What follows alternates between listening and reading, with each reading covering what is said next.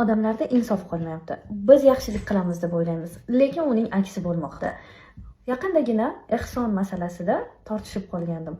Turli xil rasmlarga ko'ra ehson qilmanglar deb, balki ularni qaytargandirman, balki yomon ishdir. Lekin gapimni isboti sifatida bir bloger chiqdi, Anoshka ili Anora nickname qanaqa bilmayman, bloger, tiktoker chiqdi, uyim yonib ketdi, yordam beringlar. Uyimiz yonib ketdi. Necha minglab xalq yordam berdi, uni qo'llab-quvvatladi, uyini tiklab olish kerak deb o'yladi, lekin keyinroq yana post qo'ymoqda. Uyimda remont yaxshi ketmoqda, hammasi joyida. Gilamchilar yana kimlardir barterga aloqaga chiqinglar. Barter bu mahsulotni olasiz, evaziga tekinga olasiz va uni reklama qilib berasiz. Barter shunaqa narsa. Xo'p, sizda pul bor edi-ku, nega sizga barter kerak? Bu birinchi masala.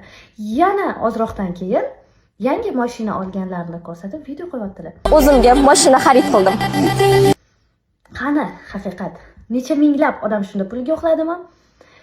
Xo'p, unisiga ham mayli deylik.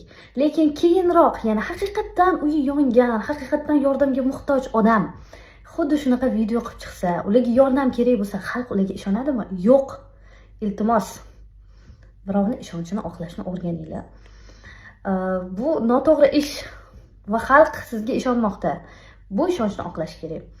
Shu sababli men sizlarga maslahat beraman, iltimos ehson qilayotganingizda ham o'sha ehsonga muhtoj bo'lgan odam, yordamga muhtoj bo'lgan odamni qo'liga beringlar. Kimgadir uzoqdagiga emas, qo'shninglarga yordamga muhtoj bo'lgan qo'shnilaringizga yordam beringlar. Bu menimcha yaxshiroq va to'g'riroq.